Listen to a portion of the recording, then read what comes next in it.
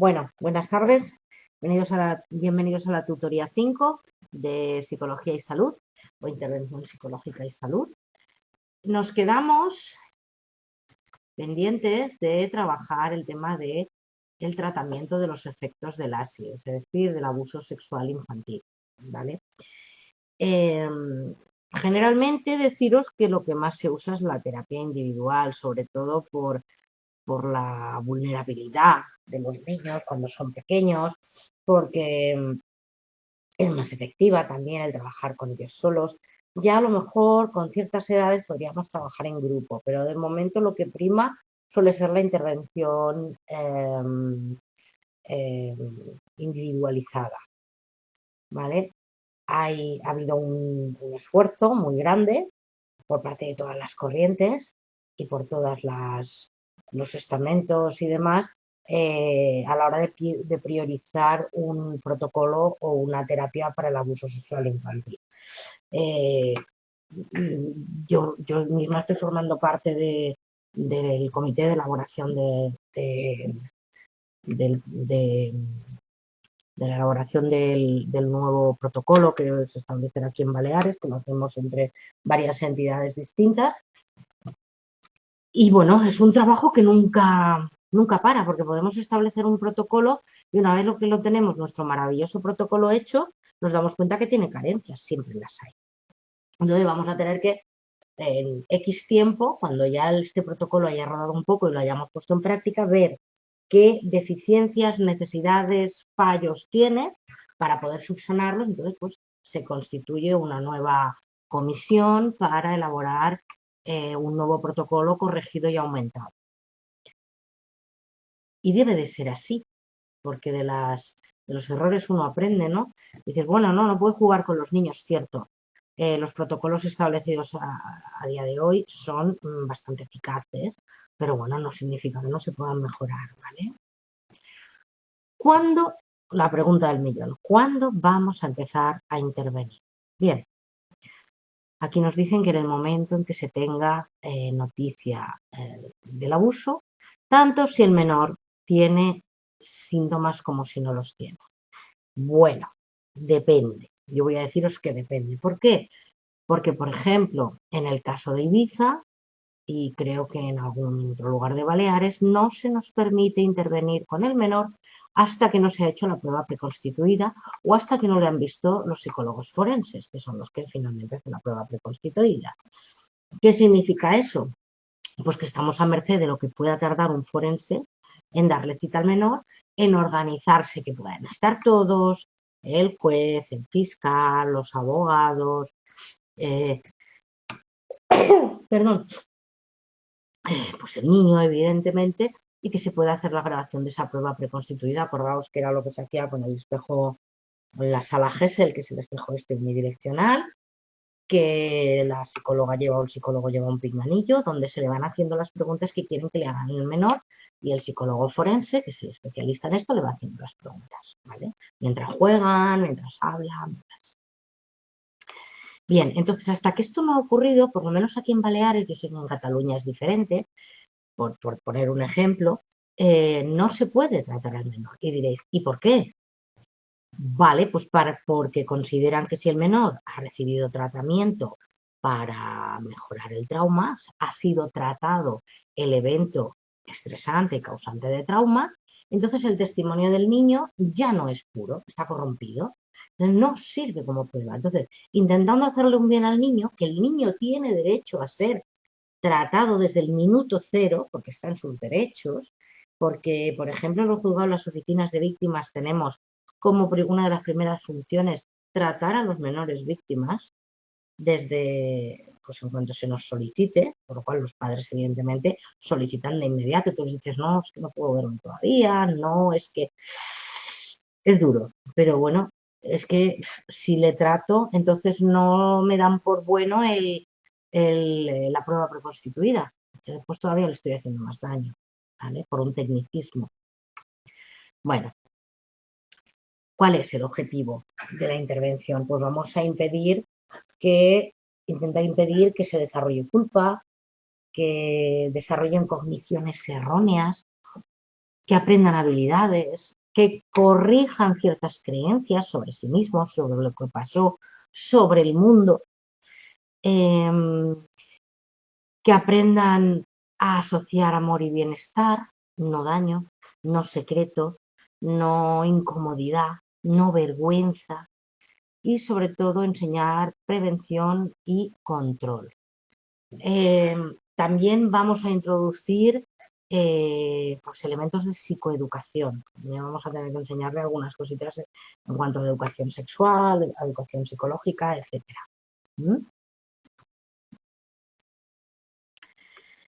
Tiene diferentes vertientes el tratamiento. Lo que es imprescindible, que abordemos los problemas actuales del menor, ya que si no pueden entorpecer la recuperación, por ejemplo, si existe depresión, si tenemos ideación suicida, eso es lo primero que vamos a tratar, ¿vale?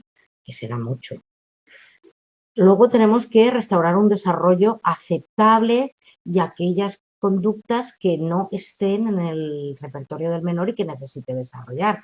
Pues vamos a observar las necesidades individuales de cada caso. Vamos a ver cómo lleva las relaciones de apego, si son adecuadas o no, que normalmente cuando hay este tipo de abusos el apego suele estar bastante ahí. Vamos a ver si saben establecer límites, vamos a ver qué habilidades de comunicación tienen o necesitan aprender, las habilidades deportivas o artísticas o escolares, ¿vale? El menor y la familia van a necesitar una preparación específica para enfrentarse a la intervención legal. ¿Por qué? Pues porque no se entiende que, por ejemplo, para citar al menor, para que le vea, para declarar delante del juez o delante del forense, pues tarden 2 meses. Y quien dice 2 dice más. Eso no se comprende.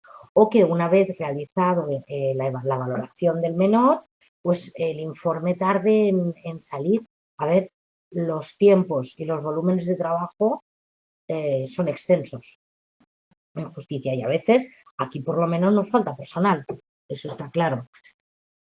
En cuanto a que el menor y la familia necesitan preparación específica, evidentemente la familia necesita acompañamiento.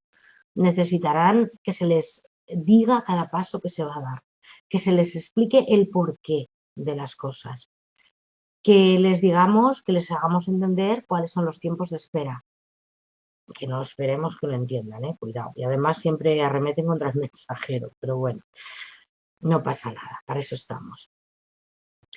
El niño, bueno, pues depende de lo afectado que esté también. Si el niño está más afectado, evidentemente habrá que ejercer presión para que esto se agilice, ¿vale?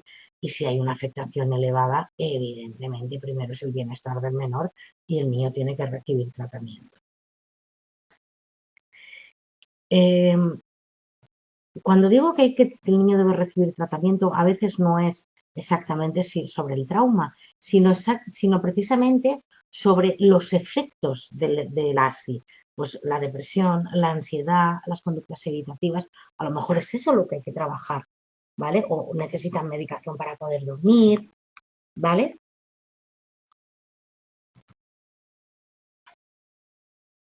Lo que hay que tratar, evidentemente, es el trauma y las áreas de intervención serán la psicoeducación, por un lado, que sería comprender el abuso y los posibles síntomas que pueden aparecer, es decir, un poco prevenir a la familia y al menor de qué es lo que me puede pasar a partir de ahora, pues que puedo desarrollar pues, dificultades para dormir o para comer, que pueden desarrollar pues, rechazo hacia su propio cuerpo, que pueden presentar depresión, que pueden presentar ansiedad, que pueden presentar conductas evitativas extremas, etc.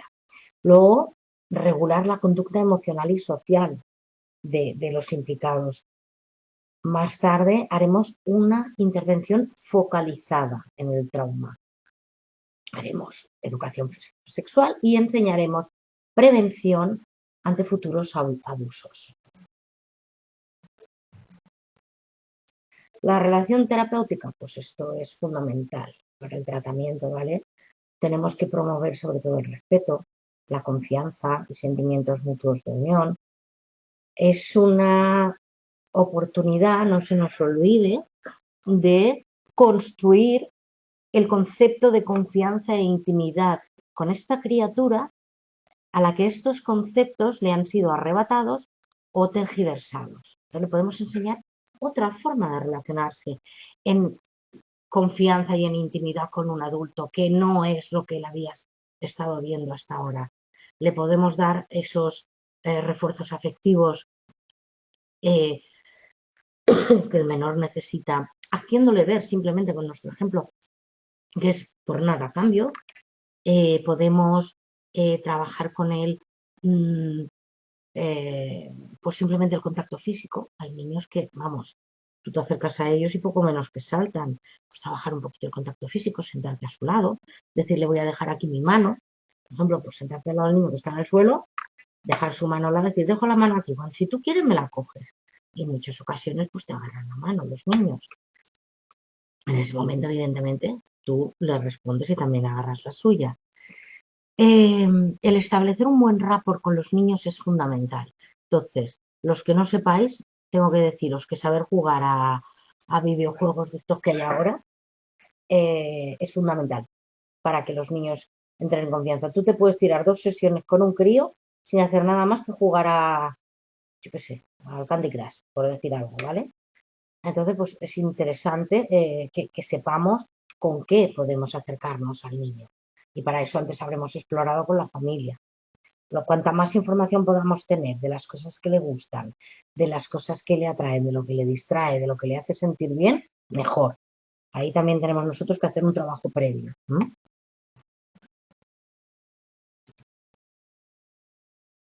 Por parte del terapeuta, ¿qué necesitaremos? Pues tener un gran dominio de las habilidades terapéuticas. Saber trabajar con niños abusados, tener una buena formación, tener unas normas y unos límites claros, no permitir y establecerlos con el menor al principio de todo del tratamiento y no permitir que se sobrepasen esos límites. No podemos compensar, también pensad que es lo que más te apetece, lo que el paciente no ha tenido en sus relaciones de apego. No somos nosotros las figuras de apego, son sus padres o la familia. Tenemos que saber tolerar y manejar las emociones que nos expresa el menor sin emitir muestras de alarma, de horror o de repulsión. Cuidadito con nuestro lenguaje no verbal, cuidadito con las cejas que se nos suben, ¿vale? Cuidadito con los puños que se nos cierran, porque esto los niños lo huelen. Y tenemos que saber reconducir cuando el menor nos cuenta cómo ocurrió todo, tenemos que saber conducir y reconducir esta rememoración cuando nos cuente los diferentes episodios o el episodio gordo sin revictimizar al menor. Por eso hay que llevar muchísimo cuidado. ¿Queda claro de momento?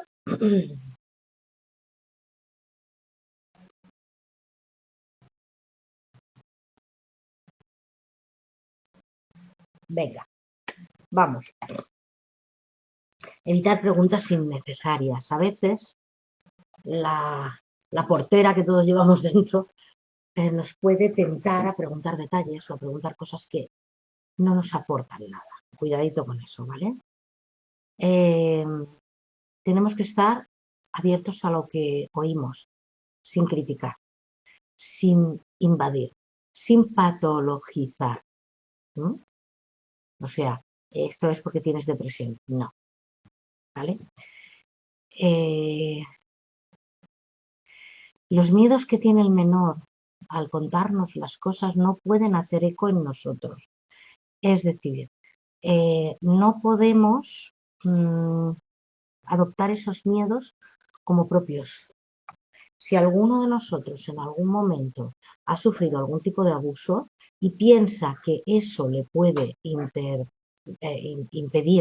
trabajar bien con niños, es el momento de tratarlo. Os podría pasar, que no sería la primera ni la última vez, que a una persona que jamás, bueno, que ni idea, que nunca piensas haber sufrido este tipo de abusos, en una sesión con una criatura te venga un recuerdo tuyo No serías el primero ni el último, cuidado. Sería ver, oír y callar. Bueno, no, porque le tienes que devolver, ¿vale? No es ver, oír y callar, pero no criticar, no intentar decirle, venga, venga, venga, esto, ya verás, esto se arregla en 2 patadas, ni tampoco todo lo contrario. Uf, esto es terrible. Cuidadín con la reacción que tengamos ante el relato que nos hace el menor, porque ahí eso sí que puede tener una importancia crítica. Si exageramos o si no controlamos nuestro lenguaje no verbal o el verbal, me da lo mismo, podemos fastidiarla y mucho. Podemos hacer que el niño se nos cierre en banda y se acabó allí. ¿Qué más? Por ejemplo, lo que debemos entender nuestras propias dificultades, sentimientos y reacciones.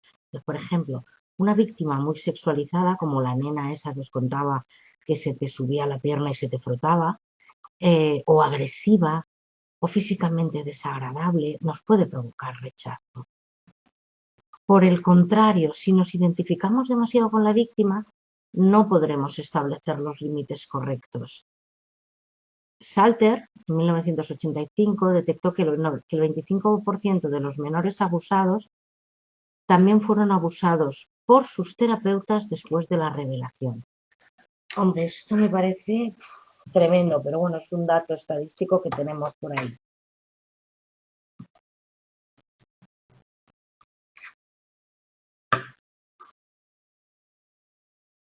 Al hablar de psicoeducación sobre trastorno de estrés postraumático y ASI, vamos a dar una explicación del abuso y asegurar que la ASI nunca es responsabilidad ni culpa del menor, porque siempre presentan sentimientos de culpa, de una manera o de otra. Ya os conté lo de la nena esta que tuve la semana pasada que me decía que se sentía culpable porque se lo había hecho pasar muy mal a su abuela, porque el abuso vino de la pareja de la abuela. Y evidentemente lo sacaron de casa. Y que se lo había hecho pasar muy mal a la abuela. Y la abuela fue la que le preguntó en repetidas ocasiones si de verdad estaba diciendo la verdad o no. Y ahí, bueno, pues sí, se metió un poco la pata.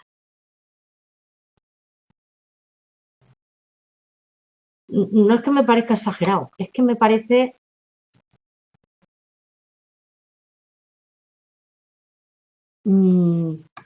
triste. Me parece tristísimo. Me parece un disparate. Me parece una cantidad tremenda de niños. Y me hace preguntarme qué tipo de terapeutas son los que están ahí haciendo esto. No sé, da que pensar, como mínimo. ¿A ti no te lo parece? ¿Un número elevado?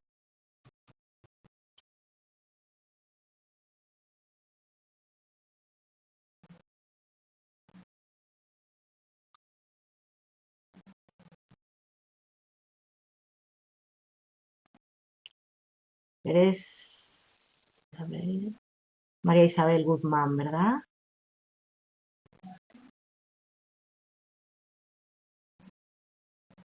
Sí, evidentemente más de 0% está mal.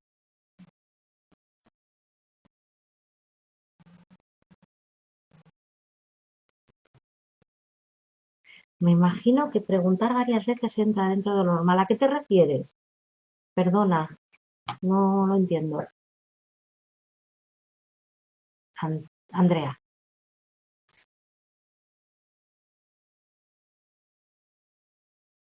la pregunta está de más arriba. Sí, espera, voy a...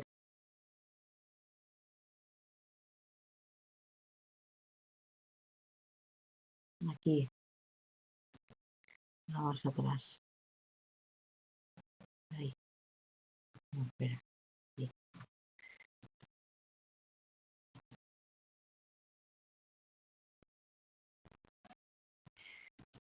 Vaya por Dios, que me he ido.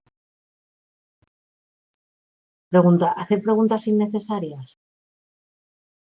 Ah, espera, la pregunta está más arriba. Ah, ¿Cuál sería la mejor reacción de la familia ante una situación así? Bueno, está claro que la mejor reacción que puede haber en la familia es la de creer al menor sin ningún tipo de duda y protegerle. Que el menor se sienta creído y protegido. Esa es lo mejor que se puede hacer con un niño que hace una revelación, como lo llamamos.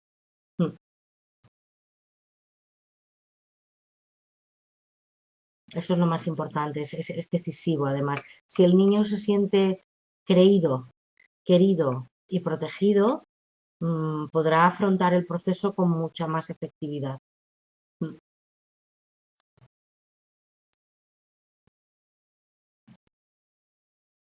Sobre todo a un familiar que le compete directamente, en ese caso, de la abuela. El caso de esta abuela, ¿qué vamos a hacer? A ver, a esta señora, su pareja, que le parecía el hombre más maravilloso de la tierra, de repente pasa a ser Satanás. Entonces le costaba creerlo. También tenemos que entender pues, que a veces las personas somos limitadas y el amor a veces es ciego, sordo, mudo y varias cosas más. Exacto. Y los policías o la gente que les atiende decir, sabes que vas a arruinarle la vida, ¿no? Eso es para denunciar al que te lo diga. Me recuerdo un caso que tuve hace muchos años en el que la madre me vino porque la menor le había dicho que el padre pues estaba tocándola y le metía el dedo y yo qué sé cuántas cosas más. Y la madre no sabía qué hacer, no sabía por dónde tirar. La niña era pequeña, tenía 3 añitos, sí, para 4 por ahí. Y yo le dije, digo, hombre, esto es denunciar. Me decía, pero es que me parece mentira, si es que su padre la adora. Y yo me da miedo arruinarle la vida, esa es la palabra que sale siempre, arruinarle la vida, ponerle esta mancha encima y que luego no fuera cierto. Digo, ¿y si lo es? Le decía yo, ¿y si lo es? ¿Con qué sensación se quedará tu hija? Bueno, la cuestión es que no volvió y al cabo de un año me los encontré ahí esperando para ver a la forense. Y yo pues no lo pude evitar, me fui a la madre y le dije, ¿al final qué? Dice, no, al final sí. Entonces, pues bueno, yo pensaba que lo que me había contado la madre, el relato, la manera de relatarlo la niña que me había trasladado a la madre, que no había ninguna duda de que allí había, ¿cómo se dice? Indicadores de veracidad. Sí, yo puedo denunciar, pero si la madre no denuncia, si la madre no sigue, si la niña la presionan para que no declare, allí no hay caso, ¿sabes? Entonces no se hubiera seguido adelante. Yo puedo, por ejemplo, poner un RUMI, que es un aviso en la red unificada de maltrato a menores o de maltrato infantil. Pero claro, si la niña no revela, no hacíamos nada. Entonces sí. En otra ocasión sí puse el RUMI. Me dio lo mismo, porque con este caso me quedé, ¿sabéis aquellas cosas que se os quedan ahí atascadas y te pican durante tiempo? RUMI. Sí, RUMI es un aviso que pones que tienen acceso a RUMI, tienen los colegios, la policía, los trabajadores sociales, los servicios sociales en general, nosotros, bueno, los médicos pediatras, todo aquel que esté en contacto con niños menores.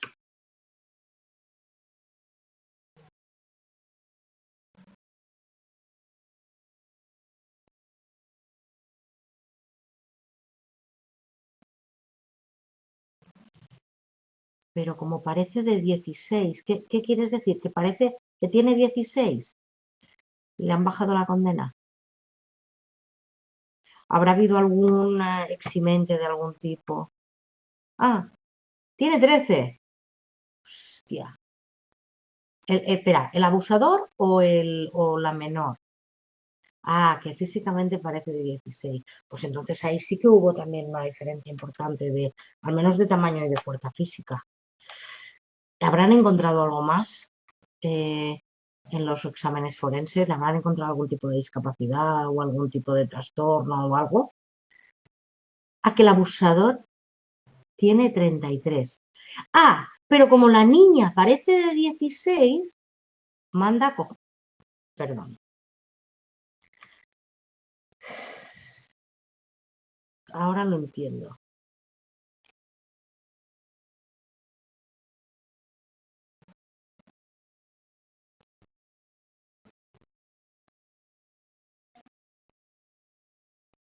¿Qué me estás contando? ¿Esto dónde? De la niña esta de custodia compartida que el padre la tocaba mientras dormía. ¿Esto dónde ha sido? Madre mía, qué despropósitos. Pero a ver, evidentemente todas estas disposiciones de los jueces son recurridas, ¿vale? Porque, a ver, puede que no hubiera bastantes criterios, no hubiese bastantes pruebas, vete tú a saber. Pero ya os digo yo, según la edad que tengan los menores y según cómo os lo cuentan, hay una serie de indicadores que os dicen cuando el menor está mintiendo y cuando no. ¿Vale?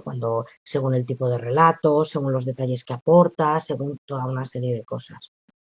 Os conté el caso del tío que abusaba del niño. ¿Os lo conté? Un niño que empezó a contar que su tío hacía cosas y de índole sexual. Y a ver, como una niña que es pequeña no tiene capacidad para hablar, dice el juez. A ver, a mí perdonarme, pero con 13 años ya tiene muy claro lo que es y lo que no es. Con 13 años, por favor. Otra cosa es que me digas que la niña tiene 2, 3 años. Pero con 13 no. Madre mía.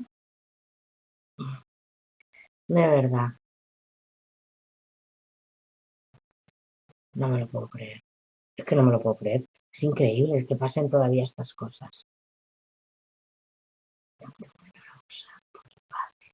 Este fue a seguir viendo al resto de sus hijos. No se los retiran. Sí, eso sí es cierto. Por desgracia es cierto. Sí. Claro, es que es eso, mientras el padre, en el caso de esta custodia compartida, a ver, yo entiendo que en esta custodia lo que deberían de hacer sería determinar un punto de encuentro para que el padre, si queréis, siga viendo a la niña a criterio del juez, que no sé este juez cómo puede dormir, pero en un punto de encuentro y bajo vigilancia, evidentemente. O sea, lo que son visitas tuteladas, los puntos de encuentro están para eso.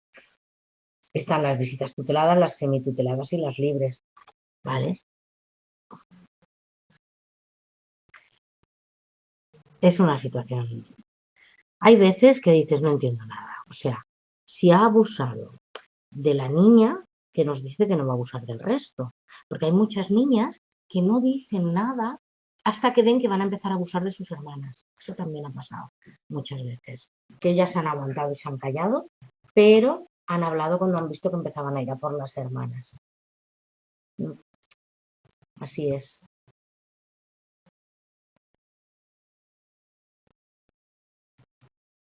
Sí, la verdad es que a veces las sentencias y las disposiciones son un poco de locos. Sí, sí, sí, la ley sí que protege al menor. Pero la ley, los jueces interpretan la ley.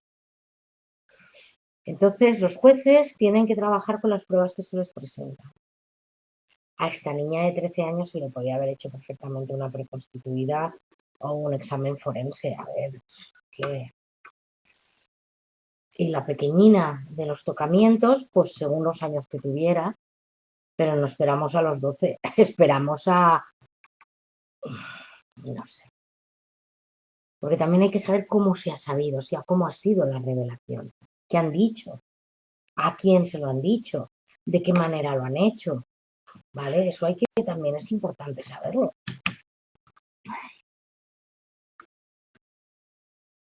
Bien, ¿qué vamos a hacer en cuanto a si vamos a seguir adelante, ¿vale? Psicoeducación sobre trastorno de estrés postraumático y ASI. Bueno, pues lo que vamos a hacer va a ser dar una explicación del abuso y asegurar que el ASI nunca, nunca es responsabilidad ni culpa del menor. Esto tanto al progenitor protector como al niño. Luego explicar al menor y al adulto protector qué es el trastorno de estrés postraumático y cuáles son los síntomas que pueden aparecer para que los pueda identificar. Explicar cuáles son las respuestas normales, me refiero no a respuestas normales como lo entenderíamos, sino qué es lo normal encontrarnos después de una situación de trauma. ¿Qué respuestas podemos esperar? ¿Para qué? Pues para que no se asusten, porque puede haber respuestas muy disfuncionales. Volver a hacerse pis, hacer una regresión y comportarse como bebés, volver a pedir un chupete o un biberón cuando son niños ya de 4 años, cosas de este tipo. Los recuerdos invasivos. Los recuerdos invasivos los explicamos como un intento fallido que tiene la persona de procesar la experiencia. ¿Por qué? Porque tienen tal carga emocional que no permiten ser procesados. Simplemente les hacen sentir mal, provocan malestar. Luego, que cuando hay conductas evasivas o de evitación, lo único que se hace es mantener la sintomatología. Produce un pequeño alivio inmediato, pero no permite que el miedo desaparezca. Por ejemplo, no permitir que se le acerquen o le toquen pues, hombres con bigote, por ejemplo, si el agresor llevaba bigote. Y para que pueda afrontar deberemos dar pautas de seguridad, tanto al adulto como al niño. ¿Vale? Tiene que tener donde poder el niño, donde poder acudir, cuando se sienta mal poder decirlo, tener a quien, tener referentes en casa, en el cole, ¿vale?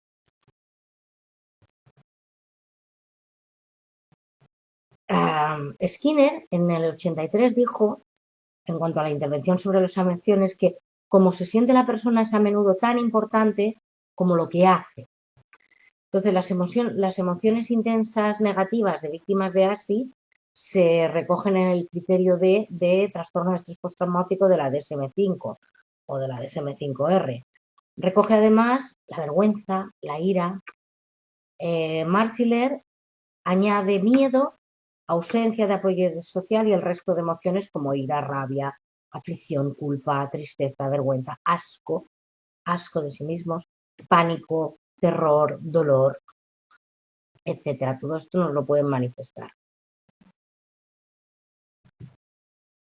La capacidad de regular emociones es un factor de resiliencia. La resiliencia es la capacidad de una persona de enfrentarse a traumas, a situaciones traumáticas, saliendo bien, relativamente estable o incluso fortalecida.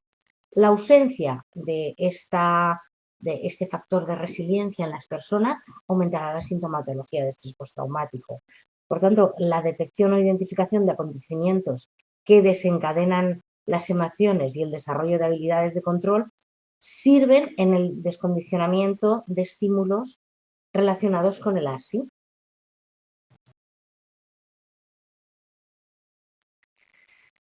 Las emociones que tenemos, las emociones básicas, que son el miedo, la tristeza, la culpa, la vergüenza y la ira, tienen una función adaptativa. El miedo nos hace escapar de situaciones potencialmente peligrosas o enfrentarnos, prepararnos para la lucha. La tristeza nos hace sentir culpable moralmente, hace sentir al culpable moralmente bueno y una vez expresada apacigua al ofendido evitando la reacción. La tristeza pues es la inactividad que nos hace hacer pues como cocún, como apartarnos y previene nuevos traumas, además de crear simpatía en los demás. La vergüenza marca el espacio íntimo que no debe de ser violado. Y la ira nos ayuda a prevenir otros ataques. La ira nos lleva hacia la destrucción de aquello que nos puede hacer daño. Las emociones positivas pues favorecen un procesamiento de información y de juicio que tiende a ser más benévolo y más flexible. La alegría, el bienestar, en las situaciones que nos hacen sentir bien, nos hacen tender a querer repetirlas, ¿vale? Y nos ayudan también en lo que es la regulación del bienestar y del malestar y en la regulación de las sustancias químicas que hacen que el cerebro regule estas situaciones de bienestar y de malestar. Cuando tenemos a un niño que no expresa emociones, ya podéis estar tranquilos de que aquí tenemos una disfunción segura. Los menores víctimas de ASI a veces tienden a la no expresión de emociones, a protegerse. Bueno, o es una forma de aprendizaje cuando el adulto desautoriza esta expresión. Si se castiga la expresión de emociones, las condiciones que evocan la respuesta emocional también van a ser aversivas. Nos podemos encontrar con niños con entumecimiento emocional, que es una forma de no sentir, ¿vale? La incapacidad de sentir.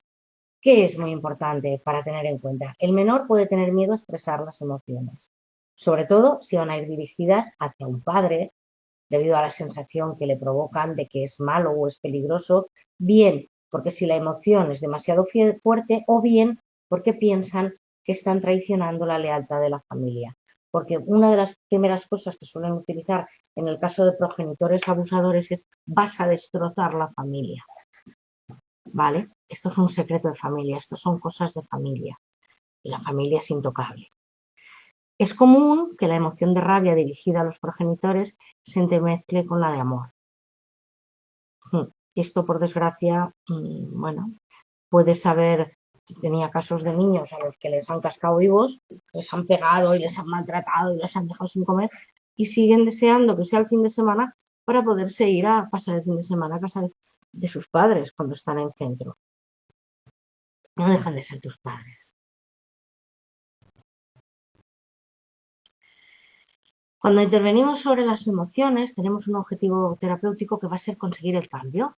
Es decir, un procesamiento de las emociones en el que la inquietud emocional que presentaba sea absorbida y reducida y permita otras experiencias y conductas que sean más adaptables, más adaptativas, que sean más compensantes. Tenemos que procurar un entorno de expresión de emociones seguro. O sea, la criatura tiene que poder expresar lo que siente, donde el menor pueda expresarse libremente, tanto los sentimientos y los pensamientos, y que se sienta seguro, apoyado y que se le va a ayudar a superar la vulnerabilidad.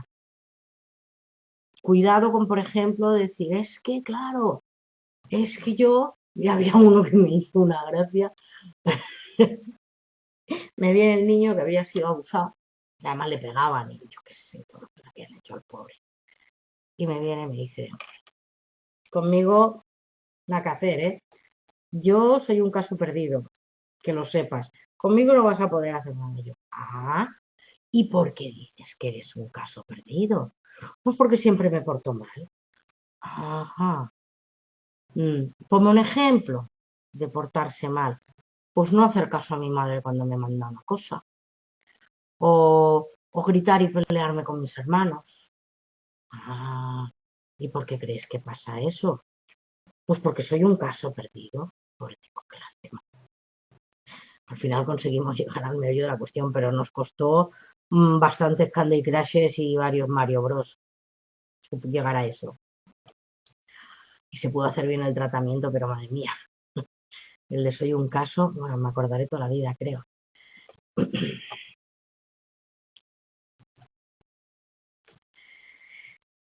Vamos con la regulación emocional. Pues tenemos que enseñarle al menor a regular la hiperactivación, tanto la simpática como la parasimpática. Tiene que aprender a tolerar el malestar que le produce.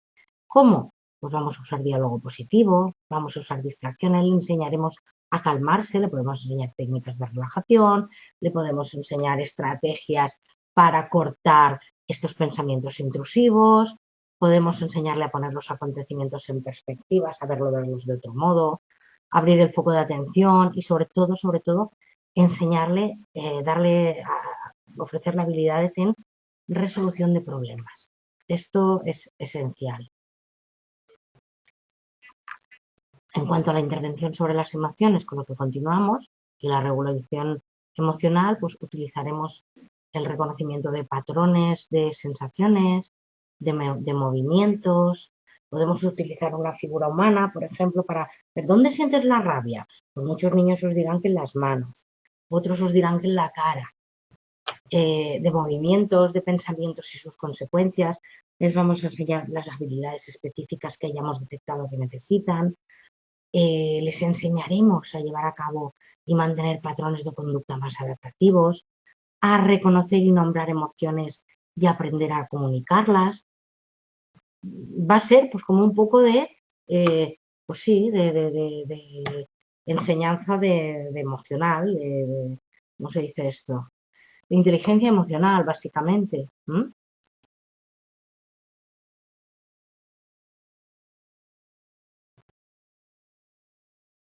Les enseñaremos a discriminar estados corporales como la respiración, como la expresión facial y la corporal. A ver, pues por ejemplo, una vez que hemos detectado la rabia en las manos, pues ¿qué es lo que te pasa? Porque te echas para adelante, ¿verdad? Bueno, pues vamos a ver cómo podríamos hacerlo. ¿Cómo podemos hacer para que las manos dejen de sentir la rabia? Vamos a respirarle a las manos, vamos a inspirar. Imagínate que hay unos tubos que te llevan el aire a las manos y cuando lo notes las vas abriendo. Este es un ejercicio que se hace a veces. Vamos a enseñarles a detectar qué pensamientos acompañan a las emociones, a distinguir entre pensamiento y sentimiento y la tendencia a la acción elicitada por cada emoción y decidir si la conducta es adecuada o no. Es decir, cada emoción nos impele a actuar de una manera. Pues hay que enseñarles a pensar antes de actuar, ¿vale? La ira, bueno, la ira es muy habitual. Su aparición después del ASI y puede enmascarar otras emociones como el miedo, la desesperanza o la tristeza. Fijaos en nosotros mismos. No nos resulta mucho más fácil mostrar cabreo cuando algo nos ha hecho daño y enfadarnos que mostrar y decir, jo, me has hecho daño. Claro, porque eso nos muestra vulnerables y nos pueden volver a hacer daño. ¿Y dónde nos cabreamos más? En casa, con las personas que más confianza tenemos. Bueno, pues esto suele ocurrir a veces en la familia, en la casa, y los padres no saben o la madre no sabe cómo manejarlo. También se puede volver en contra de la víctima, provocando conductas autodestructivas, autolesivas, aumentar la culpa, aumentar la agresividad, llevarle a conductas poco deseables o incluso al consumo de sustancias, por ejemplo, meterse a fumar porros es uno de los pasos más habituales. Hay que enseñar al menor a expresar las emociones de manera productiva y para ello le enseñaremos a contener la tendencia a actuar propia de cada emoción, evitando los enfrentamientos. Le vamos a enseñar a poner límites y hablar de sentimientos y utilizaremos la carta. Es una que a veces funciona, que es una carta a quien le agredió, explicando quién le agredió, quién no le defendió, cuáles fueron los sentimientos y a qué elementos externos atribuye la experiencia por la que pasó. No internos, externos. Vamos a externalizar siempre todo. Y esa carta no es necesario que llegue al destinatario. Una vez que se haya escrito y se haya trabajado bien y la criatura empiece a estar mejor, podemos ir a la playa y quemarla, por ejemplo. ¿Vale? Si empezamos a enfocar la ira hacia el pasado, se tendrá que complementar con un entrenamiento en habilidades de autocontrol para el presente. Alejarse momentáneamente de la situación, refocalizar la atención, administrarse uno mismo autoinstrucciones, preparar un plan de acciones coordinadas que no dependan de la emoción, podemos hacer un role-playing para hacer un entrenamiento, y el aprendizaje para regular la activación, los niveles de activación que pueden aparecer en un momento dado. La culpa, bueno, pues cuando aparezca la culpa vamos a trabajar en entender que lo que ha hecho, lo que le han hecho es un delito y que está mal, ética, moral y legalmente. Que no hay ni ha habido en la víctima ninguna característica física, psicológica ni moral que lo propiciase. Porque claro, yo me dejaba, claro, te dejabas porque te gustaba, porque el cuerpo humano está preparado para sentir placer, dolor, de todo. Pero ¿no llegó algún momento en que tú querías parar? Sí, sí que quería, pero no me hacía caso a lo que suele ocurrir. Que ni antes ni después del ASI hay o ha habido nada malo o deteriorado en la víctima. Realmente dicen, yo tengo algo podrido dentro. No, cariño, no. Y que debe comprender que una mala experiencia no la hace una mala persona. Acabaremos por fomentar una mirada compasiva hacia la propia víctima, de la víctima hacia la víctima, para comprender que, bueno, que por lo que le ha pasado es normal que esté mal y que trabajaremos para ayudarle. Esto yo lo trabajo bastante también con estas personas que han sido víctimas de violencia de género o de acosos laborales de estos sangrantes, que les insto a este foco que tienen tantas cosas lo gire hacia ella. O les pregunto, bueno, y dentro de todo esto, ¿dónde se queda Isabel, María? Me he perdido, yo ya no estoy, yo no sé qué. Bueno, pues vamos a coger este foco y lo vamos a centrar en ti. Y entiende que tienes derecho a estar mal, que tienes derecho a estar triste. Vamos a entender que podemos sentir compasión por nosotros mismos. Darles permiso, que a veces es lo que necesitan. Siguiendo con la culpa, pues la víctima suele tender a buscar una explicación a lo que le ha pasado, influida por lo que el abusador le transmitió durante la seducción o el chantaje. Lo hago por ti, a ti te gusta, es lo único que puedes esperar, tú me provocas. Puede haber interiorizado los argumentos del abusador y pueden haberse generado ideas de culpa, sobre todo si el ASI fue prolongado en el tiempo, porque ahí tenemos falsas creencias de control. La persona piensa que sí, que él podía haber controlado o que lo estaba controlando él cuando no es cierto.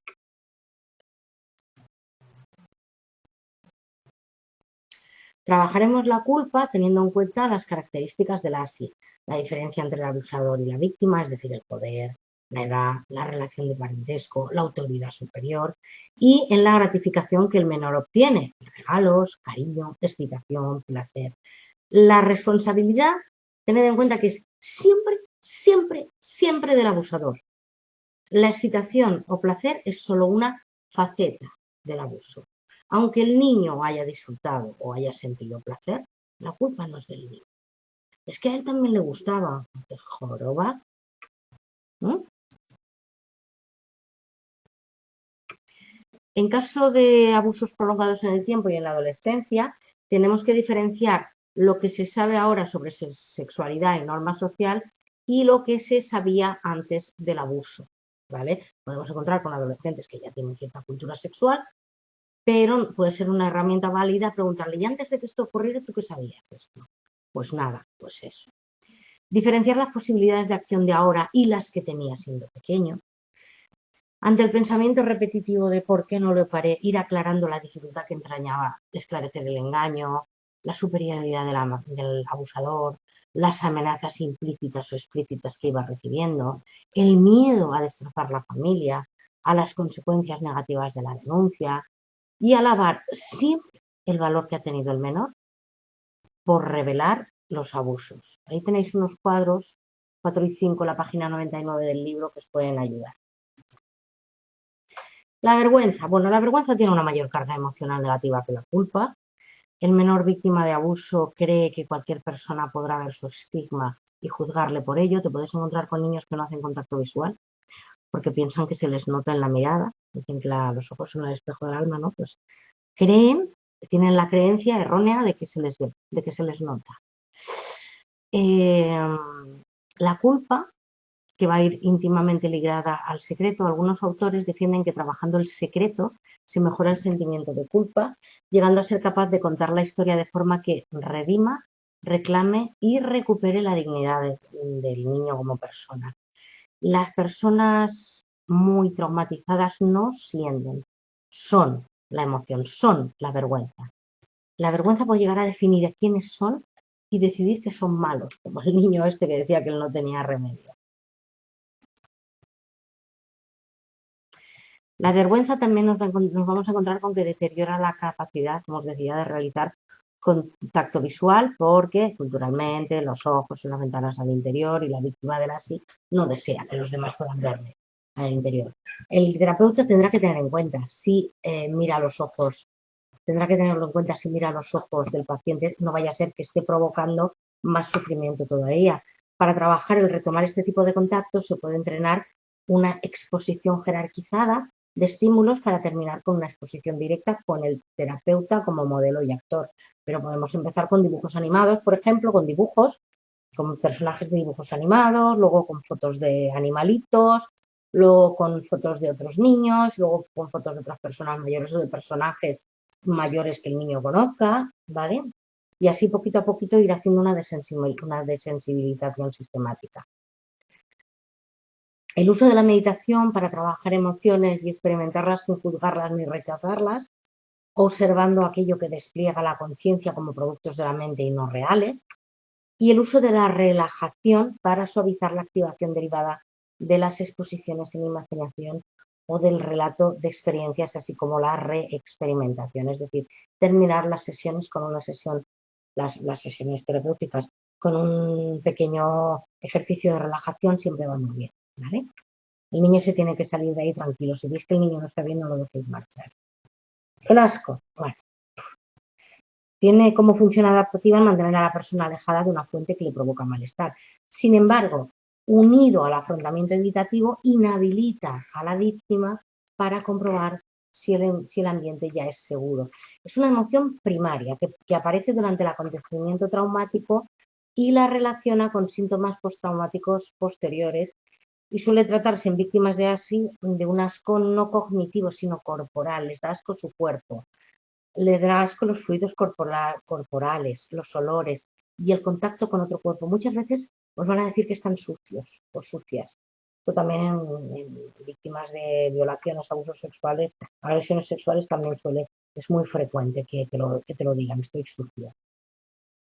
Hablemos de alexitimia, anedonia y entumecimiento emocional. Bueno, son ausencia de emociones en víctimas de ASI. La alexitimia es no poder identificar lo uno que está sintiendo. La anedonia es la experiencia restringida de afecto positivo en contextos en los que normalmente debería aparecer. Y el entumecimiento emocional es la experiencia de sentirse emocionalmente anestesiado. Es un estado alterado de la conciencia. Todos protegen a la persona del dolor extremo del recuerdo, pero también le impiden vivir emociones positivas o aquellas que están asociadas con el bienestar que produce la intimidad. Vamos a usar prácticas de meditación para volver al presente y habilitar al cuerpo, tener un lugar para vivir, volver a casa, restablecer la unidad personal frente a la vivencia disociativa. Practicaremos mindfulness, por ejemplo, el ejercicio del enraizamiento, que puede usarse en casos de flashbacks o después de pesadillas. Y con esto aprenderán a sentir de nuevo, implicarán regular emociones negativas, aumentar las positivas, el afecto, la capacidad de ser consciente de uno mismo emocionado, aumentar la experiencia de emociones saludables o positivas. El mindfulness va muy bien para esto. Parte del trabajo con los menores víctimas será que éste acepte muestras de nuestro afecto, nuestra expresión de sentimientos positivos hacia ella, de cuidado hacia ella, hacia los demás, que aprenda a expresar sus sentimientos positivos de ternura, preocupación hacia los demás y ayudarle sobre todo a mejorar su imagen y autoestima.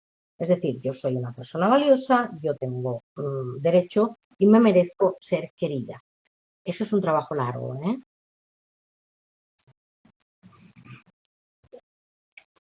Vale. Por ejemplo,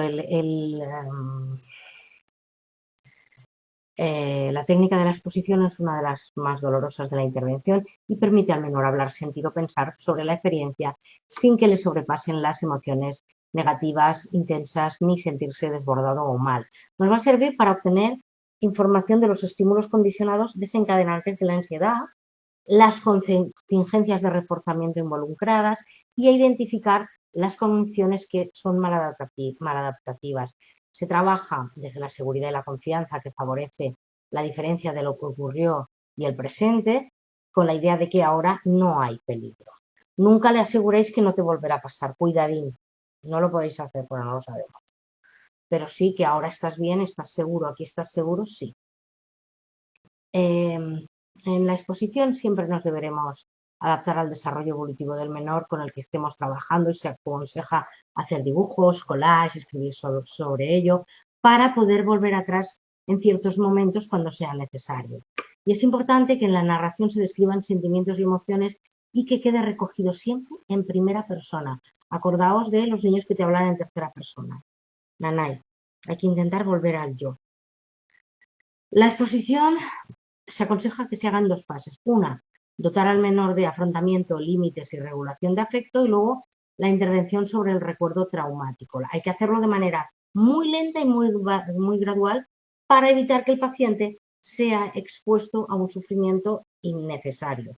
Esta intervención tiene que ser equilibrada, adecuada, adecuadamente exigente, equilibradamente educativa y sin reforzar evitaciones y disociaciones con la intención de no desbordar el sistema de protección interno. Nos podemos encontrar que un niño con el que estemos rememorando empiece a autolesionarse.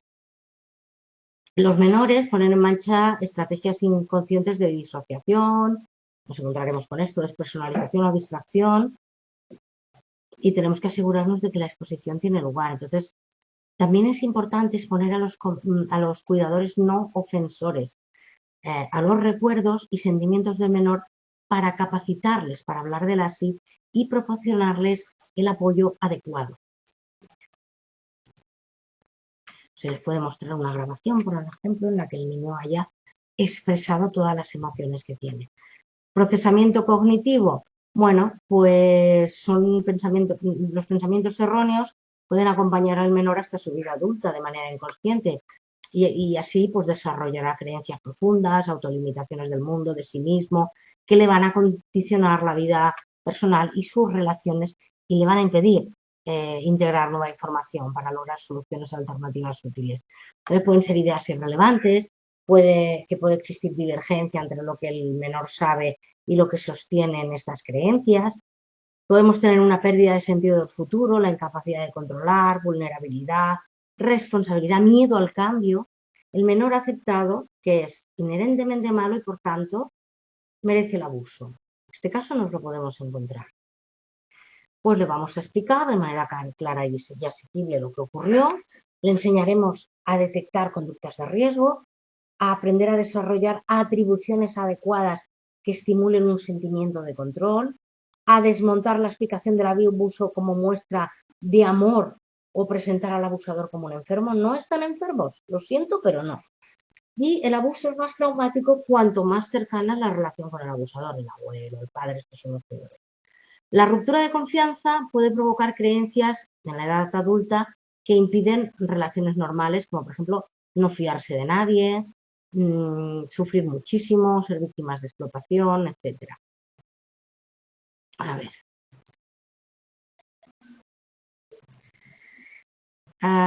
Nos estamos quedando sin tiempo. Bueno, leeros esto un poquito porque tampoco es que quede mucho, ¿vale?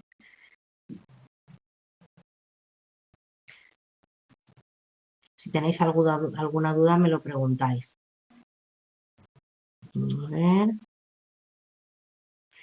Tenéis en la DSM-5 en el cuadro 6 de la página 109 los síntomas disociativos. Aquí os explico cómo intervenir sobre los flashbacks y las disociaciones. Y tenéis, os voy poniendo las referencias de los cuadros que tenéis en el libro porque están bastante bien. ¿Vale?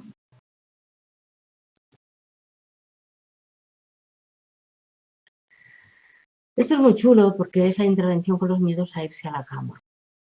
Pues tomaremos las medidas necesarias para que el menor sienta el ambiente seguro, retirando aquello que provoque ansiedad, cambiar la disposición de la habitación, colores, colchas, incluso la decoración general, si esto ha tenido lugar en su habitación.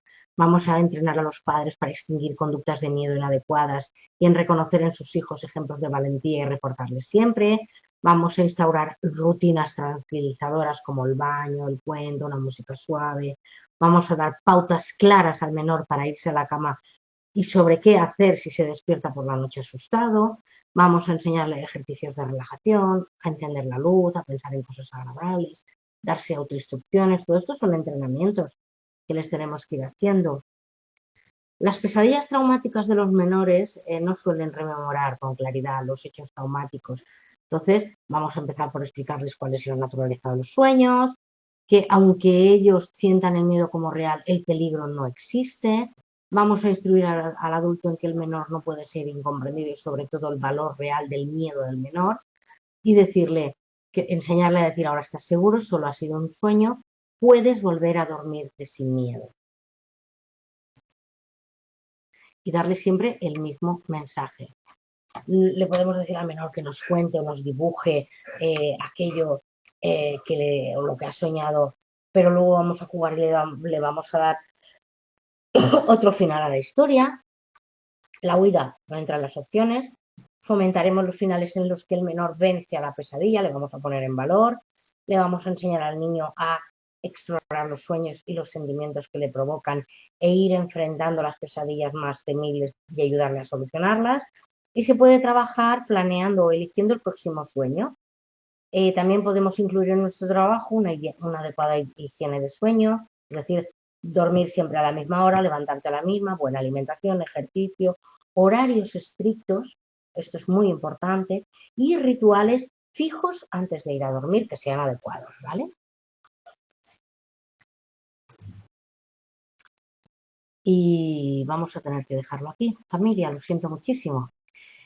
Nos vemos la semana que viene, echadle un ojo, queda muy poquito por ver, ¿vale? Si tenéis alguna duda, como os digo, me preguntáis, ¿vale? Muchísimas gracias a todos por estar ahí. Nos vemos la semana que viene. Buen fin de semana y buen resto de semana.